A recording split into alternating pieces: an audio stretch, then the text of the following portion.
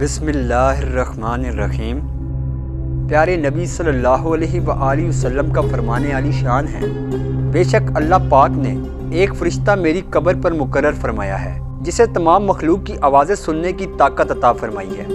بس قیامت تک جو کوئی مجھ پر درود پاک پڑھتا ہے تو وہ مجھے اس کا اور اس کے باپ کا نام پیش کرتا ہے، فلاں ابن فلاں نے آپ پر یہ درود پاک پڑھا ہے، صلو علی الحبیب صلی اللہ علی محمد۔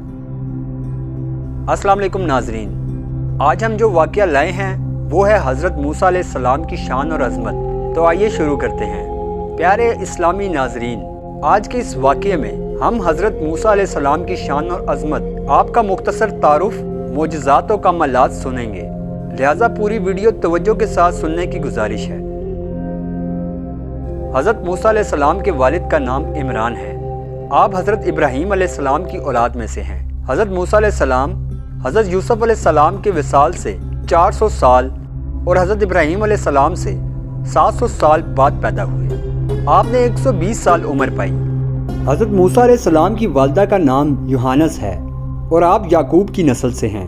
اللہ پاک نے انہیں خواب یا فرشتے کے ذریعے ان کے دل میں یہ بات ڈال کر الہام فرمایا کہ تم حضرت موسیٰ علیہ السلام کو دودھ پلاؤ، پھر جب تجھے اس پر خوف ہو اور فرعون اس کو قتل کرنے کے گھر سے آ جائیں گے تو بے خوف و خطر اسے مصر کے دریائے نیل میں ڈال دے، اور اس کے غرق ہو جانے اور ہلاک ہو جانے کا خطرہ اور اس کی جدائی پر غم نہ کر، بے شک ہم اسے تیری طرف پلٹا لے آئیں گے اور اسے رسولوں میں سے بنائیں گے۔ چنانچہ حضرت موسیٰ علیہ السلام کی والدہ نے چند روز حضرت موسیٰ علیہ السلام کو دودھ پلاتی رہیں۔ اس عرصے میں نہ آپ علیہ السلام روتے، نہ ان کی گود میں کوئی حرکت کرتے، اور آپ علیہ السلام کی بہن کے سوا اور کسی کو آپ کی پیدائش کی خبر نہ تھی۔ جب آپ علیہ السلام کو فرعون کی طرف سے خطرہ ہوا تو حضرت موسیٰ علیہ السلام کو ایک صندوق میں رکھ کر، جو خاص طور پر اسی مقصد کے لیے بنایا گیا تھا، رات کے وقت دریائے نیل میں بہا دیا۔ پیارے اسلامی ناظرین، کیا آپ جانتے ہیں کہ دریائے نیل میں تیرتا ہوا وہ مبارک صندوق جس میں حضرت موسیٰ علیہ السلام موجود تھے، وہ کس خوش قسمت ہستی کے حصے میں آیا؟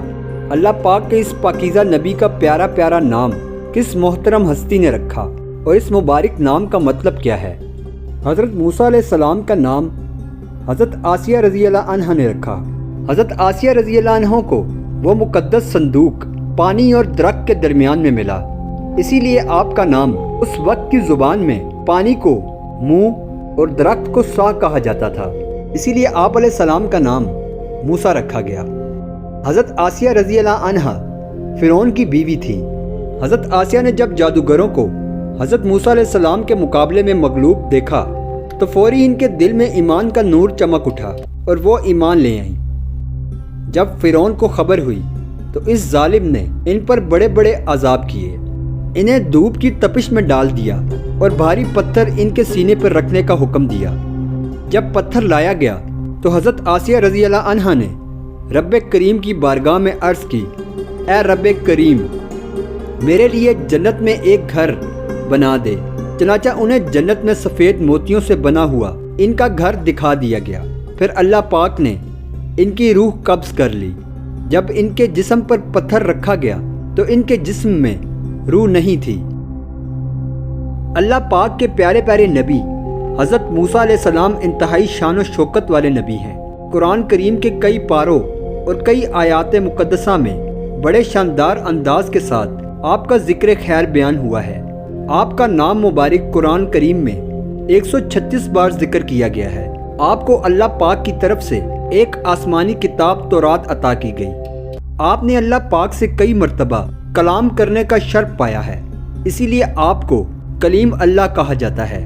رب کریم نے آپ کو طور پہاڑ پر بلا کر پہاڑ کی طرف رخ کروایا اور وہاں تجلی فرمائی۔ آپ کو رب کریم نے کئی معجزات بھی عطا فرمائے۔ آپ نے حضرت خضر علیہ السلام سے ملاقات بھی فرمائی۔ اللہ پاک نے آپ کو بہت زیادہ طاقت اور قوت عطا فرمائی تھی۔ آپ بہت سادہ طبیعت کے مالک تھے۔ معراج کی رات نبی کریم صلی اللہ علیہ وآلہ وسلم نے آپ کو اپنی قبر مبارک میں نماز کی حالت میں ملاحظہ فرمایا تھا۔ آپ نے معراج کی رات حضور پاک صلی اللہ علیہ وآلہ وسلم کی امامت میں نماز پڑھنے کی شہادت پائی تھی۔ حضرت موسیٰ علیہ السلام کے معجزات، عصا مارنے سے چشمے جاری ہو گئے، جب بنی اسرائیل میدان میں پیاس سے بےتاب ہوئے تو انہوں نے حضرت موسیٰ علیہ السلام کی بارگاہ میں عرض ہو کر پیاس کی شکایت کی۔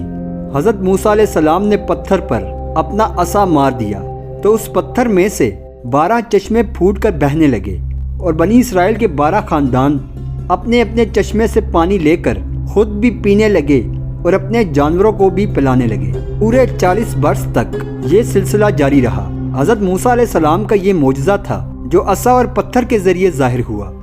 ایک اور روایت میں ذکر ہوا ہے کہ جب آپ بنی اسرائیل کو لے کر مصر سے روانہ ہوئے تو راستے میں ایک دریا آیا۔ اللہ پاک نے حضرت موسیٰ علیہ السلام کو حکم فرمایا، تم اپنی لاٹھی دریا پر مار دو۔ چنانچہ جوں ہی آپ نے دریا پر لاٹھی ماری تو فوری دریا میں 12 سڑکیں بن گئیں، اور بنی اسرائیل ان سڑکوں پر چل کر سلامتی کے ساتھ دریا سے پار نکل گئی۔ فرعون جب دریا کے قریب پہنچا تو اس نے دریا کی سڑکوں کو دیکھا تو وہ بھی اپنے لشکر کو لے کر ان سڑکوں پر چل پڑا، مگر جب فرعون اور اس کا لشکر دریا کے بیچ میں پہنچا اچانک دریا موجیں مارنے لگا اور سب راستے ختم ہو گئے، اور فرعون اپنے لشکر سمیت دریا میں غرق ہو گیا۔ پیارے اسلامی ناظرین، حضرت موسیٰ علیہ السلام کا ہاتھ مبارک بھی ایک معجزہ تھا۔ حضرت موسیٰ علیہ السلام اپنے گربان میں ہاتھ ڈال کر باہر نکالتے تھے تو ایک دم آپ کا ہاتھ روشن ہو کر چمکنے لگتا تھا، پھر جب آپ اپنا ہاتھ گربان میں ڈالتے تو وہ اپنی اصل حالت میں ہو جایا کرتا تھا۔ اس معجزے کو قرآن کریم میں مختلف صورتوں میں بار بار ذکر فرمایا ہے۔ پارہ نمبر 16 سورہ طٰہٰ کی آیت نمبر 22 میں ارشاد فرمایا، اور اپنے ہاتھ کو اپنے بازو سے ملاؤ، بغیر کسی مرض کے خوب سفید ہو کر ایک اور معجزہ بن کر نکلے گا۔ حضرت عبداللہ بن عباس رضی اللہ عنہ فرماتے ہیں، حضرت موسیٰ علیہ السلام کے ہاتھ مبارک سے رات میں چاند اور دن میں سورج کی روشنی کی طرح نور ظاہر ہوتا تھا۔ وآخر دعوانا والحمدللہ رب العالمین۔ حضرت موسیٰ علیہ السلام کے واقعات، اس طرح کے اسلامی واقعات سننے کے لیے ہمارے چینل کو سبسکرائب کریں تاکہ باقاعدگی کے ساتھ ہماری ویڈیو آپ تک پہنچ سکے۔